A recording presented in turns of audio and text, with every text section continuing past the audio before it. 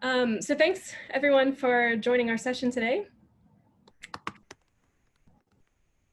This is the Education and Public Outreach Group for Rubin Observatory, and today we'll be talking to you about the interacting with data in the browser, some work that we've been doing over the last couple years, but it's really been the focus of the last year. I am Amanda Bauer. I'm the head of Education and Public Outreach. I should probably have my hat on. My co-chair today is Lauren Corliss. She's a deputy for EPO. There's a link to this slide deck. There's a link to all the demos we're going to do and some other things on the session webpage. And we also encourage you to offer questions, discussion, anything on the Slack channel. You can do it through Zoom as well. We'll be monitoring that, but it might be easier if everybody works through the Slack channel. So I want to remind you that you've all agreed to the code of conduct, and we definitely adhere to the principles of kindness, trust, respect, diversity, and inclusion, and we want to make sure that everyone's voice is heard today as much as they want their voice to be heard. And this session will be recorded, so you can watch later. You don't have to share your video if you don't want to. We encourage any kind of encouragement you want to offer to other speakers, to questions, to what we're showing you, and you can see the recorded video tomorrow or whenever it gets sent to the channel. So today, what we're going to be doing is introducing you to the EPO team. Feel free to go to the Slack channel and let us know who you are, so we can get to know you a little bit and how to pitch some of the presentation we're going to do today. I'll give Lauren will actually give an overview of the EPO program, just a quick, this is everything we're doing, and then we'll hone in on the actual data interactions through widgets in the browser, and then we'll give you some opportunity to do some hands-on stuff and really play around with some of the tools that we're developing. Remember, they're all in draft stage. And then we'll just open it up for discussion and questions and see what people are interested in. So what I'd like to do now is quickly stop sharing and allow my EPO team to introduce themselves. So if everybody from EPO, if your video is not on, go ahead and turn your video on. And first I'll let Lauren introduce herself. Hi everyone, my name is Lauren Corliss. I'm an astronomer on the EPO team and the deputy head, as Amanda mentioned. I'm looking forward to telling you about our program. How about George? He's listed as our scribe today.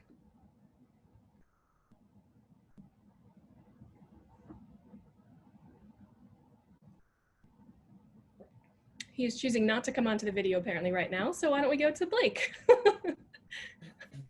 Hi there, I'm Blake. I'm the senior developer here on the EPO team. I'm also the technical lead. Artis? Hi, I'm Artis Harold. I'm the education specialist on the EPO team. I developed affordable education activities. There's George. Sorry, technical difficulties. Can everyone hear me? Yeah. Sorry, it's headphone plug and all the crazy stuff. So I'm George Gomez. I do some of the software design on the website and stuff like that. So I'm working on building those tools out for the EPO team as well. And Kristen. Hi everyone, I'm Kristen Metzger. I'm the science writer. I work part-time with EPO and also with the communications team, so you might have encountered me in one or the other of those capacities. And I will be monitoring the Slack channel today, so if you put questions in there, I'll make sure that we get to as many as we can. And Jose? You're muted, Jose. I'm Jose Pinto. Hello, everybody. I'm the website designer, and I'm making the website and also the logo, as you may know. Dramatic pause. Hi, Fed. Thanks for that celebration of the logo. I agree.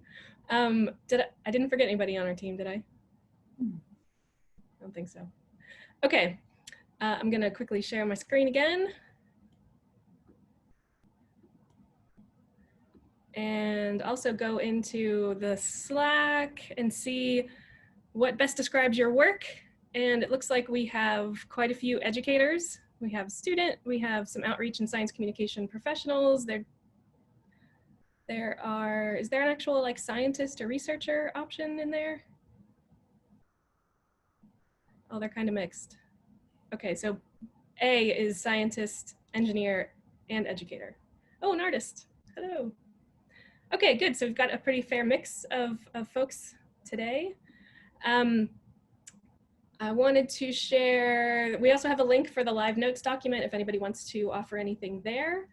And our goals for the session today are really to give you some familiarity with the full EPO program, and then talk a little bit about these interactive tools, how you interact with astronomical data, how we're envisioning you do that, offer some framework for how we've created them, get some feedback on what you think, how you might use them, how you might help us further develop them, and I think that summarizes it. So at the bottom of this page here, and also linked on the website session page, you'll see a Google form, and that's just a form to help us understand further some of your feedback from the interactions that you see today and the information you learn. So feel free to share as much or as little in that form as you want. And now I will turn it over to Lauren. I remember to unmute myself. I'm very proud. So just to step back and like, what is EPO and what are we trying to do? So Rubin Observatory Education and Public Outreach, our mission is to offer accessible and engaging online experiences that provide non-specialists access to and context for LSST data so anyone can explore the universe and be part of the discovery process. And then in the background of this slide, I have a promo video that we produced for the observatory as EPO to give you a sense of sort of like, what's the kind of vibe that we're going for in terms of our communications. But if we go to the next slide, I sort of want to take a second to break down that mission statement. I've said it at a few of the different sessions I've been to, but like, what exactly do all of those words mean when we say them, that like that this is our mission statement? So these are some of like the key words that are in that sentence. So we really want what we're building to be accessible. So we're designing these tools specifically for the general public, for non-specialists. So we're not simply taking tools that we're building for scientists and then just handing them with no context off to people. We're really trying to think about how we can make these tools easy for people to use, empowering, not intimidating, not like making you feel like, oh, this isn't a thing for me. And so you're going to get a chance to demo some of the tools that we've been building and help us figure out if we're successful in that or not. We're also hoping that they'll be interesting. So not, again, just like saying the telescope made a discovery. We want to help try and provide narrative and context for the types of things we're doing. Why are we asking these questions? Like, who is actually doing the discovering? The telescope is a tool that we scientists are using. So how can we pull those pieces of information in to make what we're doing more interesting? And also more engaging. So not just telling people things, but actually trying to get them to interact with the data and to participate in that discovery process. So with the tools that we're using, but also with other parts of our program, like citizen science projects and social media. And finally, we're capable of reaching a large audience because we've chosen to build primarily an online program. So really, if you have access to the internet, the idea is that you have access to our program. So we're also building things that aren't just available through computers, but also we're expecting most people to actually be interacting with these kinds of tools on their phone or on a tablet. And so making it so that you don't need to download anything, you don't need to have data, special software, you can just open a browser and use what we're building. Next slide, please. So what exactly does that look like? So there's 4 main components of the program that we're building. So the first part is the formal education program. So this is a suite of classroom investigations that enable students to work with real LSST data. And it's even more than that, in that we've thought very carefully, in particular Artis and her team, about what are the learning outcomes for these investigations and what support materials can we provide to teachers so that they feel empowered to use them in a classroom without a professional astronomer needing to help them. So if you looked at the preview materials, all of the links that you were clicking on were more complete versions of what these investigations look like right now. The support materials, I do not believe were available though. So if that's something that's interesting to you, you can reach out to us and we can definitely share those. Another big portion of our program is just the website and the Sky Viewer. So the website is the primary way we expect people to interact with the things that we're building. It'll host everything that we're building. And we're gonna use it to really try and communicate our science discoveries.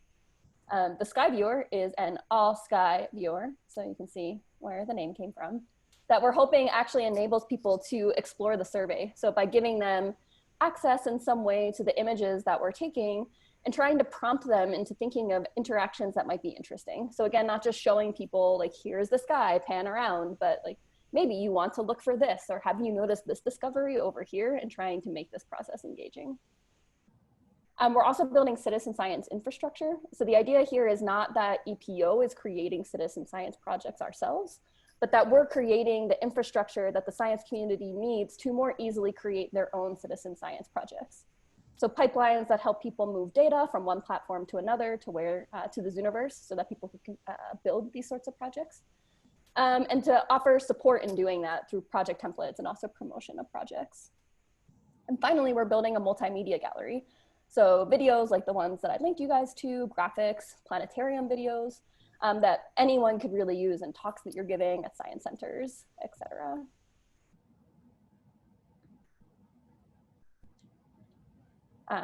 So this is us. You got to see all of us. Here's a picture of us though too when we're outside and together. Look how close we are. That's now a stressful thing to see. And just a snapshot of some of the things that we're building. So the website that Jose designed is actually actively being built now. Some of the interactive widgets you'll get to try out in a few minutes. And user testing that we're actually doing to put these products in front of people and see how they like them. And then finally, I just want to make a plug of that we're actually hiring to add a whole new person to our team. So we're calling this person an astronomy content strategist. The main thing to take away is that we're looking for someone who's particularly interested in communicating astronomy to the public, and helping us create fun and innovative content on the web for our audiences, and helping us to build an online community, primarily through social media, where we'll post content and answer questions and engage with people on those platforms. And to develop things like campaigns that will actually be engaging for people, and to set goals of, measurable goals of, are we reaching the audiences we want to be reaching? And if not, what do we need to do to actually accomplish that? So this job ad should be live in September, but I wanted to post it here. And if you or someone you know are interested, keep an eye out, or you can just reach out to me directly. Thanks, Lauren. I might pause and ask Kristen or Artis if there are any questions at this point. Laura and I have a question about the Sky Viewer. Yeah. And this is from Luis Pineda. And it says, is it related to the lsst.afw.display Firefly in the LSST science pipeline? Yeah, so the science platform is going to have a similar, they also refer to it as the portal, a sort of graphical interactive way to interact with the Rubin LSST data. So this tool will be similar, and we're exploring the overlap between them, but we're imagining that the front end, the actual user interface of that tool would be different for our audience, that we're really trying to support the general public. And that requires a different interface than what a scientist needs, because of the types of questions that people are asking are just fundamentally different. Okay, we can take one more question if there is one. That's the only one we've got in Slack so far. All right, then moving forward. So I want to move into these browser-based tools that we've been talking about. These are direct ways for people to interact with astronomical data when they don't have any kind of professional astronomy experience, but maybe they've got an interest, or maybe they're in a classroom. So we've been designing these things around the idea of having tools that are familiar for a typical web user. I mean, you can think of Instagram and how you change filters and do those kinds of interactions. Those are the kinds of things that most web users are familiar with, as opposed to an Excel spreadsheet or a query tool or tools that are developed for astronomy researchers and then tried to adapt for public use. One of the things we've really kept in mind is specifically for the classroom. So the way we've developed these so far are for the use cases of classroom investigations for students in advanced middle school through college intro levels. And the kinds of resources that teachers have in their classroom. So most students will be using Chromebooks, maybe they'll be on tablets, they have to deal with firewalls, they have to deal with all of these things in their classroom that prohibit a teacher from being able to allow them to use Excel, from doing any of the compute, from downloading major chunks of data in their classroom.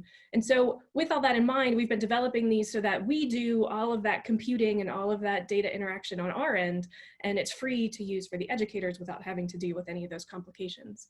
You can see here 8 different areas of science that we've been currently building these investigations around. And just for a little bit of that context, these are some screenshots from the formal education program.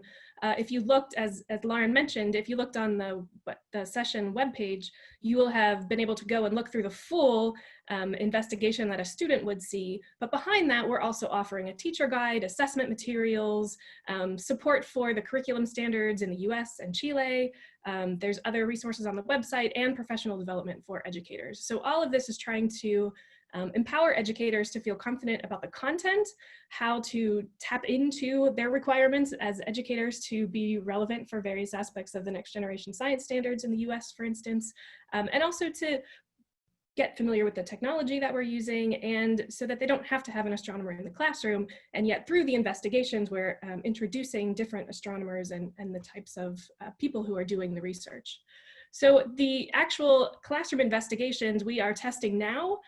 This is a map at the bottom left to show you the geographical distribution of folks that have looked at these things. The idea is to really get some hands-on experience from educators and students to see how we can iteratively improve them to make them appropriate for what teachers need in their classroom, and also that they're engaging and fun for students to use. So you can see on the right some of the quotes that we've gotten. Artists hosted a workshop 2 or 3 weeks ago or something that had over 100 educators who were present, and these were some of the quotes from the educators that that resulted from that workshop. So we are always looking to broaden the range of people that we're getting these in front of. If you're interested in that, there's an option for you in our survey to let us know. If you can help us tap into different networks. We're doing our best. We had just planned a bunch of in-person testing when the global pandemic hit, so Artist was incredibly flexible in transitioning our user testing into a virtual platform, and so that has worked out really well so far. So these interactive widgets, what we have done for you today is extract some examples of the interactions and put them into a single page that you can go visit. So the idea is ultimately that we will be able to pull these out, and we will have much more general use cases for them in addition to just the specific education learning outcomes that they've been developed for so far. So these will allow people to investigate relationships between images and data points, create their own color images, visualize 3D structures in the universe. You'll see a couple other examples.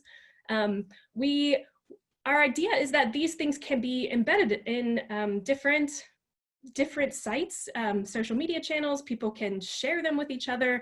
We transform a passive experience like reading a news article into something more interactive where people can explore the data. You can imagine, here's some of the types of data that was used to make this discovery. Look at the image, extract some piece of information, and here's the plot that gets you to the science conclusion. And so really having people be part of this process. And as I mentioned, all of the work that's done to display all this stuff and deal with the data is done on our end, so the user doesn't have to do that. So you can in principle do all these things with your mobile device.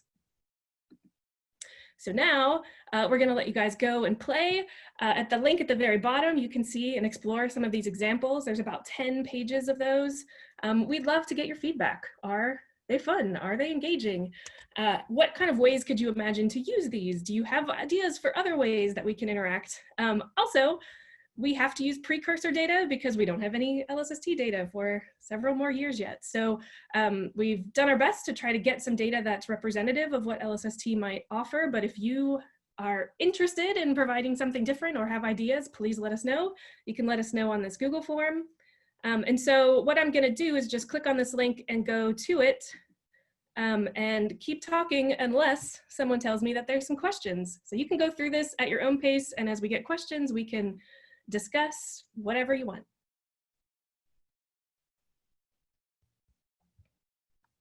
Are there any questions, or should I keep talking? We've got one. So we are being asked if we're planning on providing resources for non-English speaking audiences. Absolutely, good question.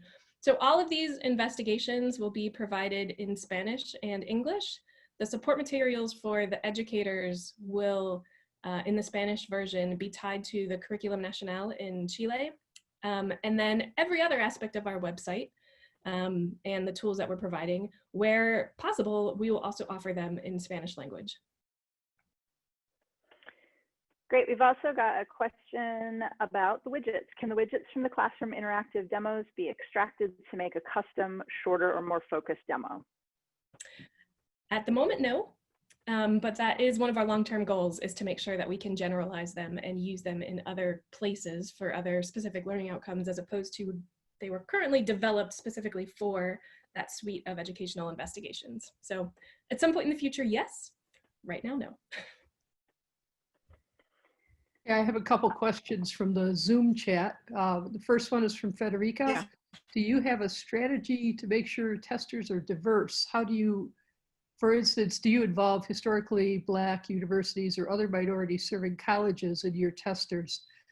Amanda, do you want me to take that? Yeah, absolutely. Go ahead. Okay. So Federica, what we have been doing primarily so far is we have been advertising through teacher networks, which are, you know, either in social media or in organized professional associations or on listservs. We have been looking, and this would be something that I would really like help with personally. We've been looking to partner with historically Black universities or minority serving universities. We've had a number of Hispanic colleges, for instance, that we've been able to work with. But it's been difficult for me, to find organizations within the formal education space that actually are directed more toward diverse populations as opposed to all populations.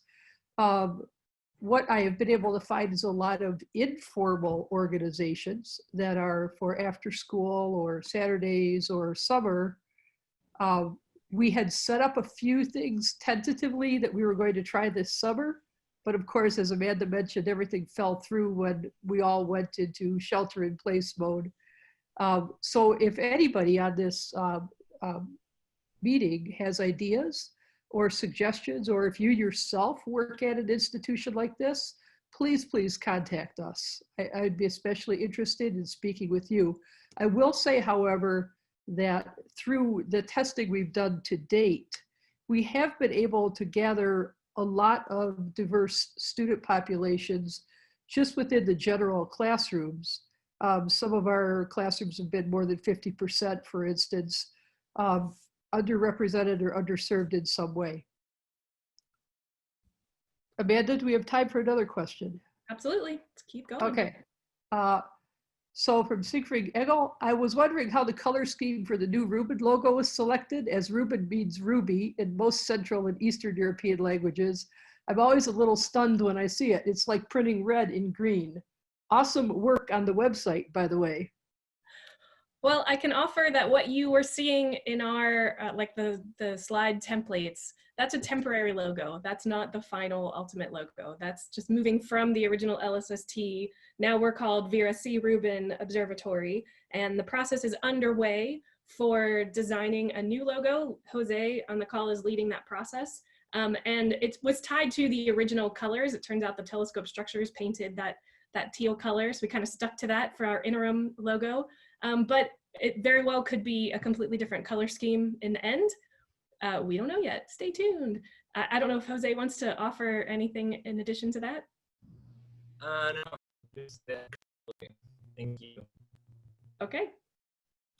And I see somebody mentioned Rubin is the name, or Vera Rubin. Maybe that'll go into the color selection as well. We don't know yet. It's all in process. Kristen, do we have anything on Slack? You're muted. There you go. Yep. We're just being asked to share the link. You're having everyone look at the testing link that we never mind. I'm going to just pin it to the top of the Slack channel. Give me just 1 second, everyone, and I'll make sure everyone has the link that we're using right now. Apologies that we didn't post that already. Maybe put it in the chat of the Zoom too. Yes. Okay, should be in both places now.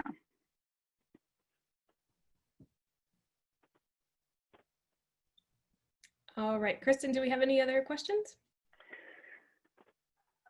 Let me catch up a little bit. Yeah, we do. Okay.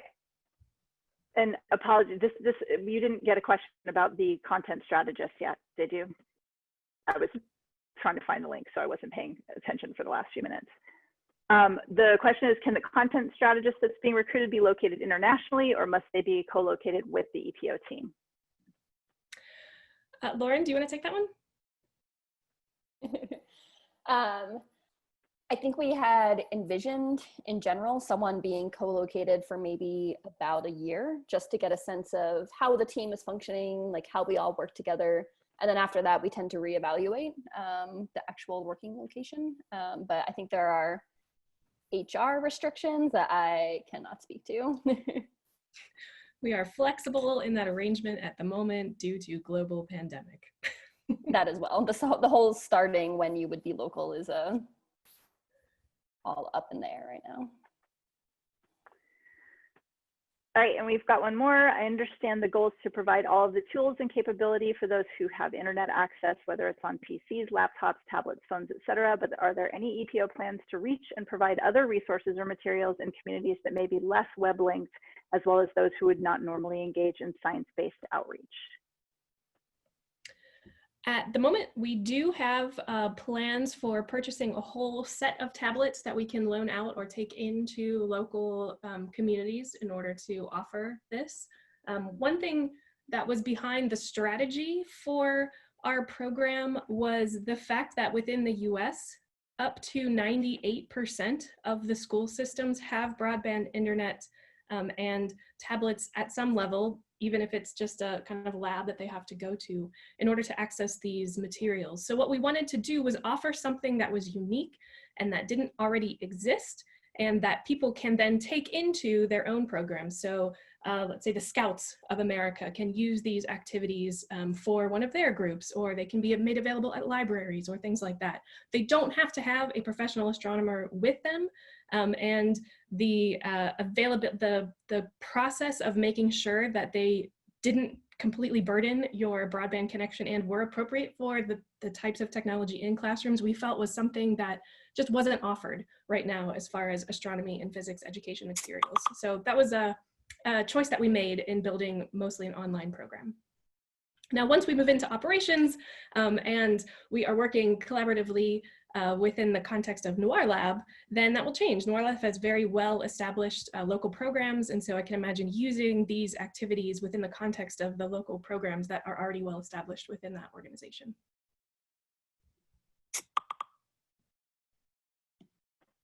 Would you like more questions? Yeah, keep them coming. Great. We've got a question. How can broker teams help with the EPO effort? Flying that one to you, Lauren. Sorry, I'm also trying to record some of these answers in Slack. That way people go back and want to take a look. Yeah, as I had mentioned earlier, I think we're interested in trying to incorporate the alert stream into all the different things that we're building. So we have like a dashboard sort of thing right now designed for the website that could always be expanded depending on how things evolve in time. In the Sky Viewer, I'm particularly interested in trying to highlight like, what are new things discovered with the telescope? Like click here and like zoom around and find out and like see where all the different discoveries are. And so I think we're in the process of building a lot of that functionality now, and that the opportunities for interaction are only going to keep increasing. And I want to offer Blake an opportunity. I've seen some questions around accessibility, visually impaired users of the program. I wanted to offer him the opportunity to talk about how we are taking these types of things into account with how we're building these widgets and the website at large. Yeah, sure. So all I'll start by saying that the demo that you're looking at now, or any of the investigations that we've linked to on the session page, are very much prototypes. They're sort of our first and best crack at a lot of new things. And so you will certainly find that they do not work on mobile right now at all. But the intention 100% is to be able to support anything that's laptop or computer shaped, as well as anything that's tablet shaped.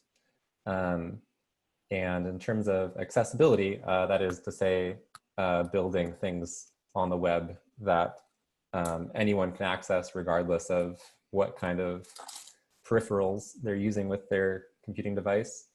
It is very much our intention to meet the WCAG 2.0 or the AA WCAG 2.0 standards, which covers a lot of different considerations, everything from different kinds of color blindness to being able to get to anywhere on the page without the aid of a mouse, and even so far as to be able to use a computer without sight.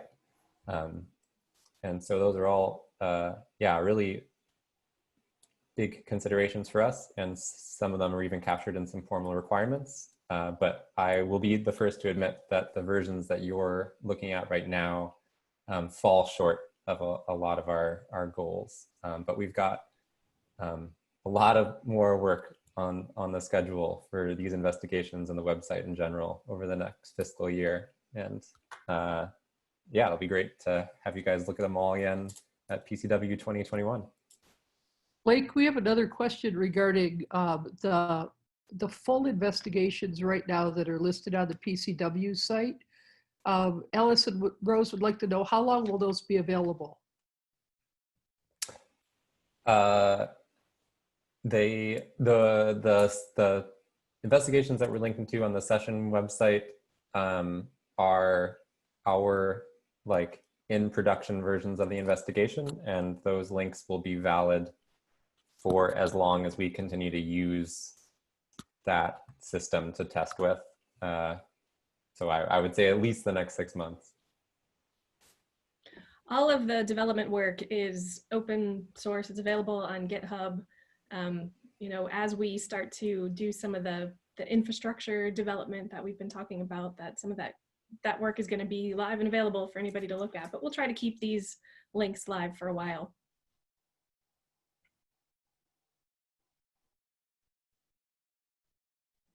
Kristen, it's not a question per se, but it's a comment that you might want to speak to, and it's hoping your priorities can remain high level as the observatory struggles with its future challenges.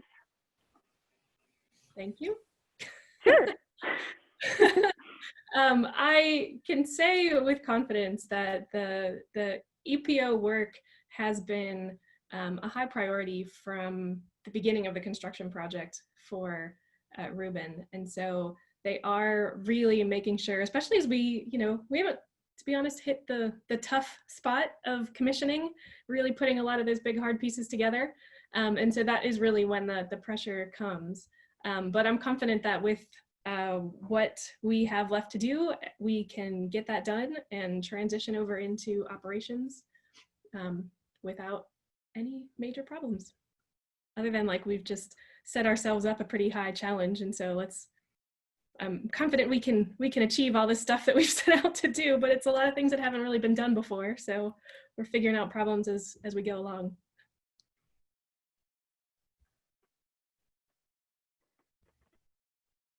All right, I think we're caught up with Slack, although I see people typing as we speak, so I'll let you know. We're caught up with Zoom right now. Okay, then let me ask if people want me to actually go through page by page that little demo that we produced, in case you aren't able to do that on your own. I'm happy to do that as we wait for questions to come in. Or does anybody else on the team have anything they would like to offer to folks?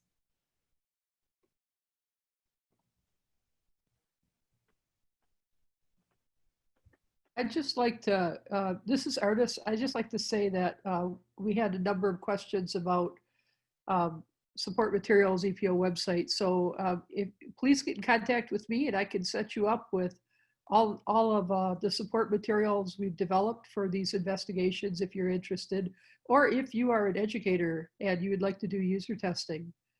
As Amanda mentioned earlier, please put your name on our evaluation form at the end of the session and we'll be in touch. Thank you. Yeah, where we are right now is we've really been focused a lot on the education aspect of the program for the last year. And now we're actually in the phase where we're building the website infrastructure for hosting the rest of the website. And so we'll be slowly migrating things over from the current infrastructure into that. And so we will have this website maybe in another year or year and a half for when we actually transition and make that go live. But it's all, we're right in the middle of our construction project right now, so it's all getting built. It's actually really fun to finally be able to show y'all some stuff and let you play with it, because we've just been talking about what we're going to do for years now. Getting it in front of you is fun.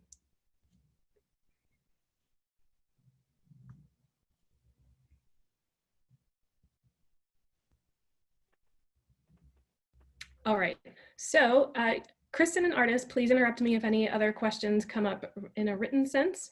And maybe what I'll do is just go through this demo and allow people to either speak to it or just kind of offer some context. This graphic here is just some fun that our designer was having. Not to imply anything about a logo. Okay, so this first one here that you see is starting to create a Hubble plot. You can imagine different images from the telescope here showing a galaxy and then the detection of some object here. So you ask the student to click on that object and or to find a supernova or to find whatever this thing is. And then they find the supernova, the galaxy. It's been a long week.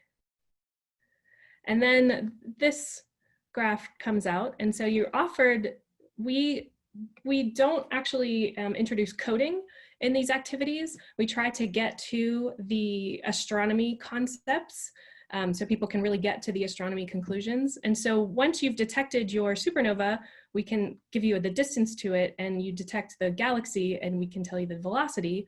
All of the background material within the investigation gives you some context for that.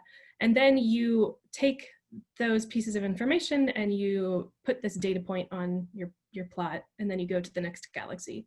And so there's some sample set number of galaxies that you do this with by hand, so you can start to understand what is the process, how do you actually make these measurements from an image going to a plot.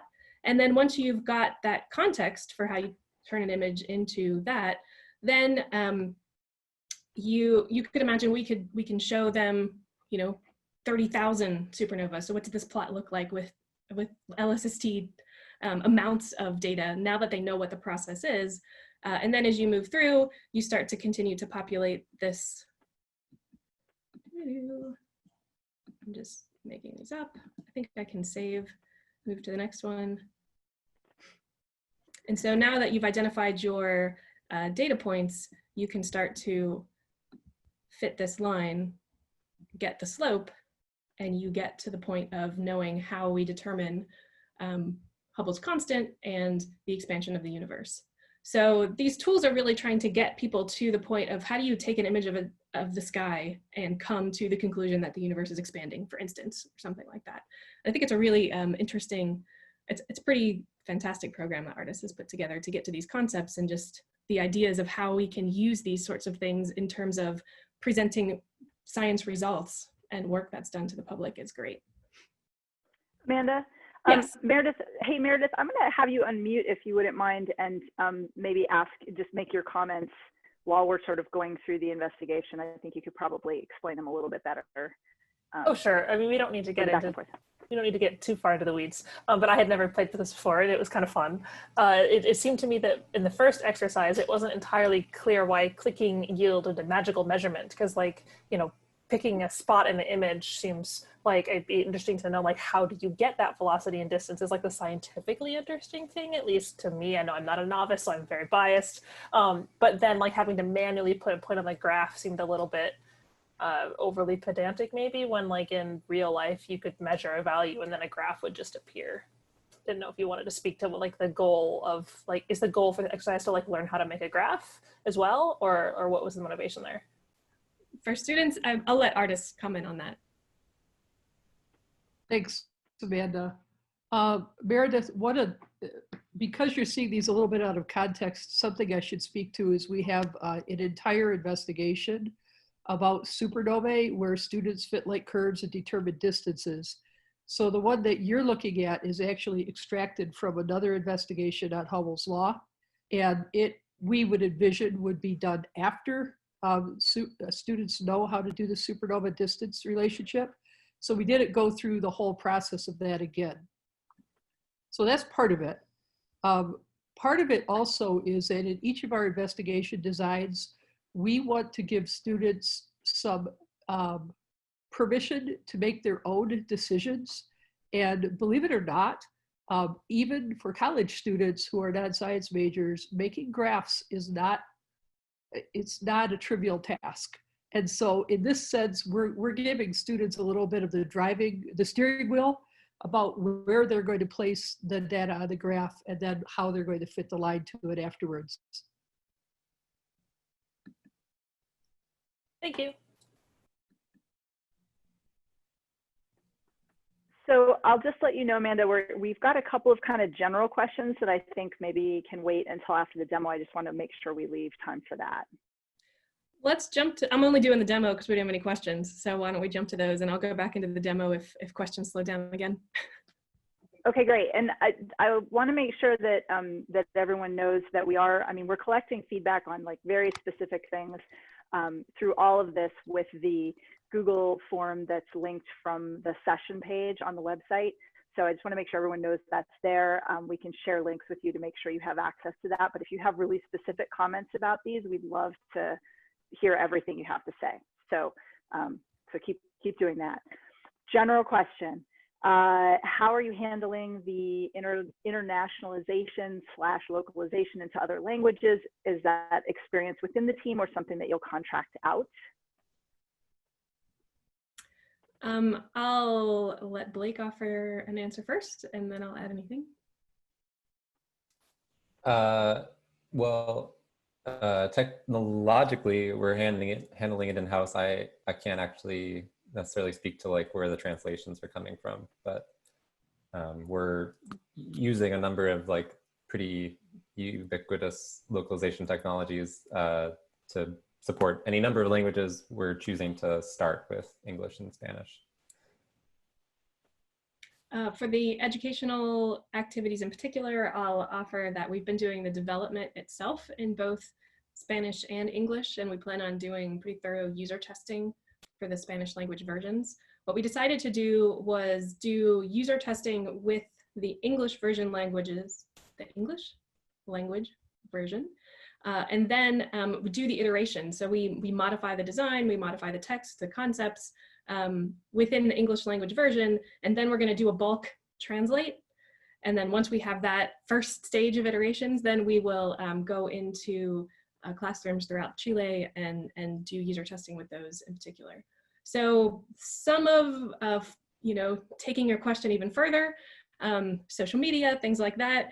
We're not entirely sure what the solution is at the moment. That's all kind of work that we're thinking through over the next year or so as we wrap up construction and slowly start moving into the operations. Okay, next question is EPO currently targeting just educators and students, or will there also be resources available for people who do other kinds of community outreach? I run a small meetup that tries to promote science and astronomy in the local community, and our audience is mostly adults and not students. I was wondering if I could leverage some of the fantastic resources that you guys are developing.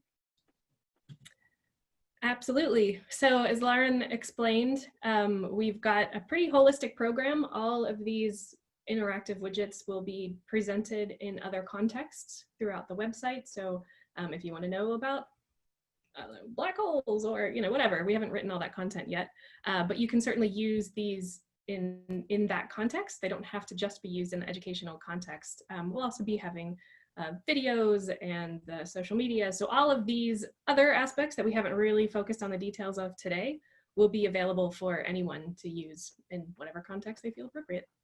I don't know if Lauren, you want to add anything to that? Okay.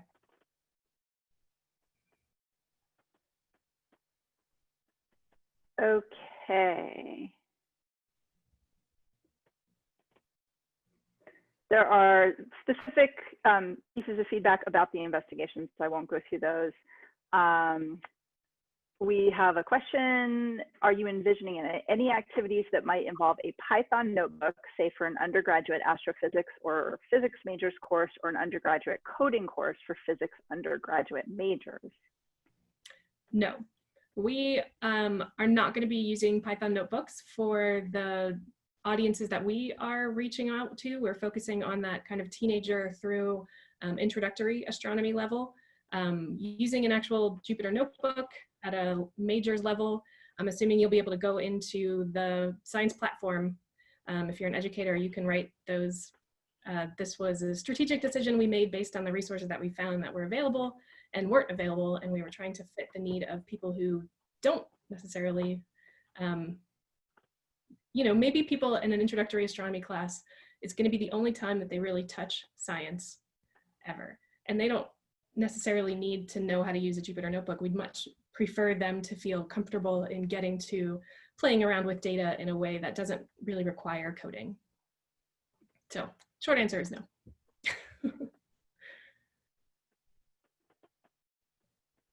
I might add that we do intend to, the Jupyter notebooks and the science platform will both be integrated in Zooniverse for citizen science projects, and we will be helping facilitate citizen science projects that make use of Jupyter notebooks.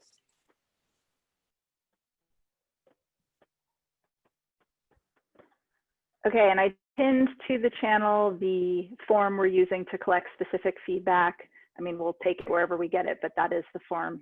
So that's now pinned to the channel in Slack as well. And I'll put it in Zoom. And I think we're caught up on questions. I will review those in a minute.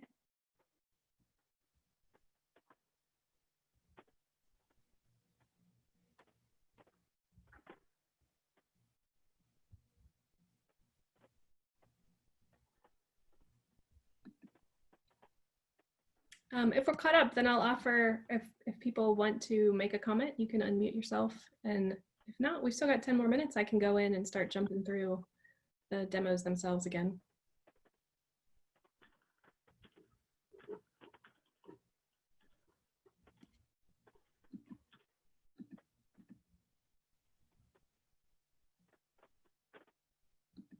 No takers. All righty. Let's see, so we did the Hubble plot. We're now on page 4. Oh, so here's the Hubble plot, where I think one of the interesting things here is, how do we know? We say we're at the center, or, there is no edge to the universe. And so how do you explore that a little bit? This offers you on the Hubble plot the opportunity to pick a different galaxy to be here at the origin. And then what does that distribution in 3D space look like? I think you can zoom and scroll around here too.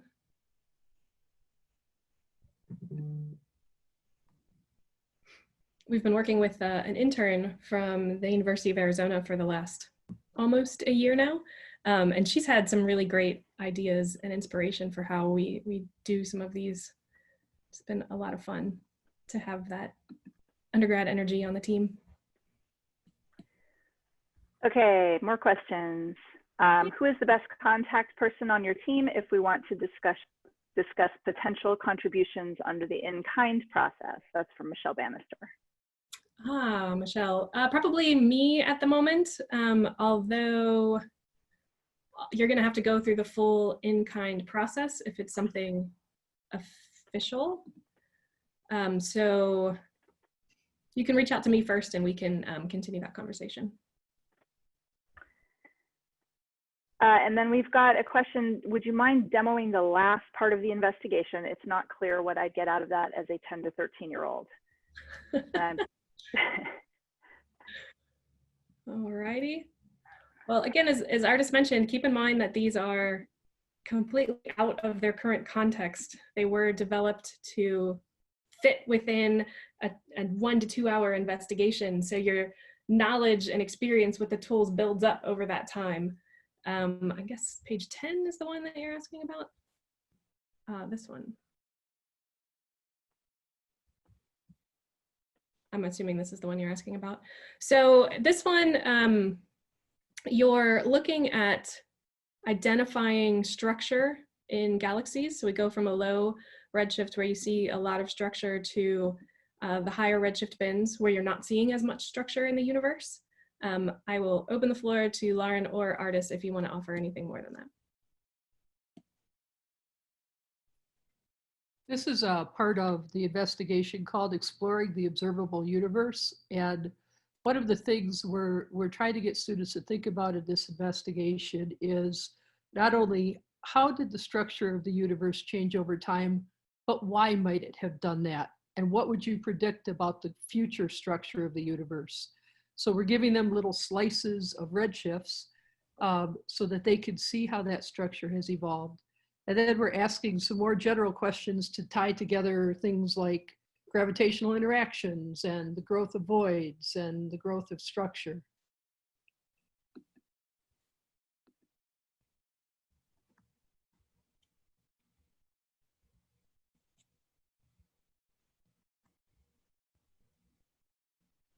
Hope that offers some context. I think we're caught up again.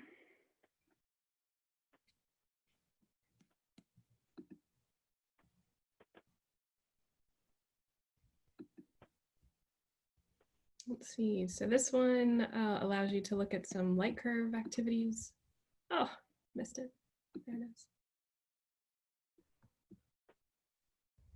So as it pops through the different images, you can see the different points on the light curve being highlighted.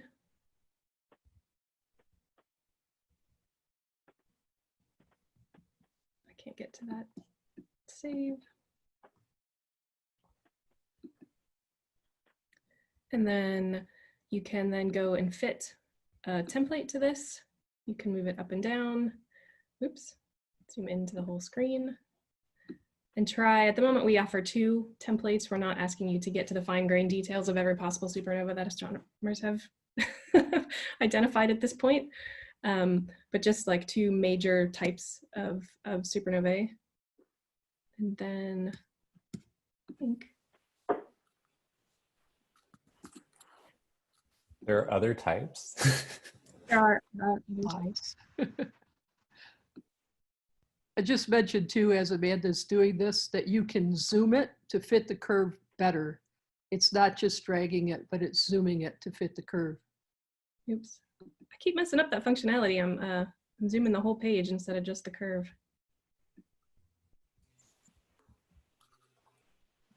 Oh, there we go. Got to use the scroll, not the like spread your finger thing. There we go. Is this the one that allows you to, we didn't do the fitting the height of the curve in this demo, did we? No, we did not. Okay, well, I'll just leave that mystery for anyone who wants to go look at the whole investigation.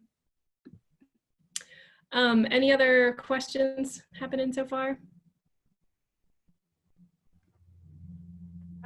We've got mostly comments. So if anyone wants to unmute and ask questions directly, or if I missed anything along the way, please feel free to jump in. Oh, we've got one. I have one more. Other than these online investigations, is the EPO team looking into designing other classroom activities for in-person use for the future?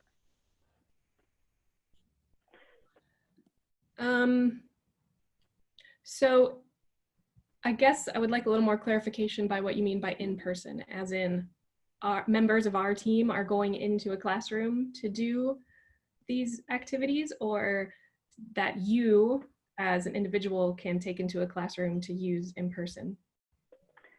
Lisa's clarifying like hands-on activities for teachers. But feel free to unmute, Elisa, if you want to provide details.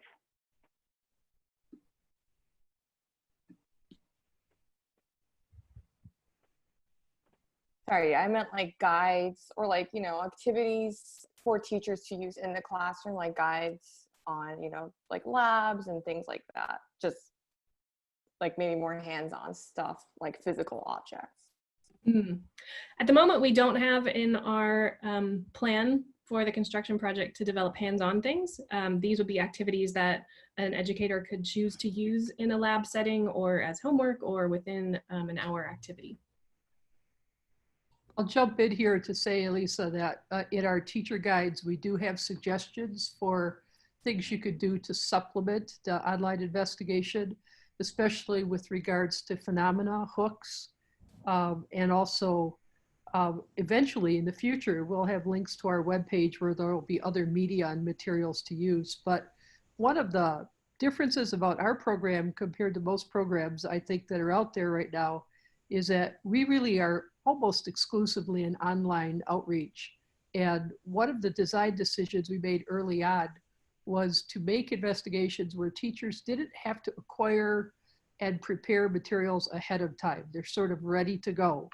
So you should be able, in theory, to go through our investigations without having to spend a lot of time gathering materials or doing activities pre-post other than what you choose to do. Very cool. Yeah, I really like that whole aspect that it's all online, especially for now. Thank you. Amanda, I had a question. Yes.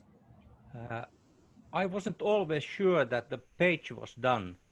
Maybe a feedback, great, move on, after the last save button is pressed. Yeah, great. We have a little bit in the full investigation, some more obvious indications of when to move on than I think is present in this demo. That I agree. It's satisfying to know that you've achieved what you're supposed to on the page. Yes, thank you. And where I left that solar system one, you know, you can play that back at actual speed. You could sit there for years and years and years if you want and watch them slowly move. Extra credit, maybe. So we have 2 more minutes. That's really all of the materials that we had prepared. We just really wanted to get some of your feedback and show off some of this stuff. So we'll just open the floor if anybody, even on the team, has any last comments. We'll leave that survey form open for as long as you need. As we said, you can use these links for a while. So anytime you feel like playing around or show them to your friends, we are welcoming feedback.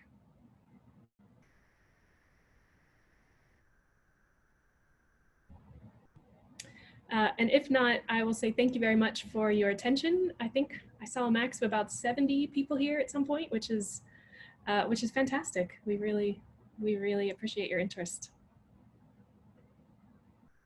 And those of you who have maybe offered suggestions or comments or an email on the survey form, you'll hear from us soon.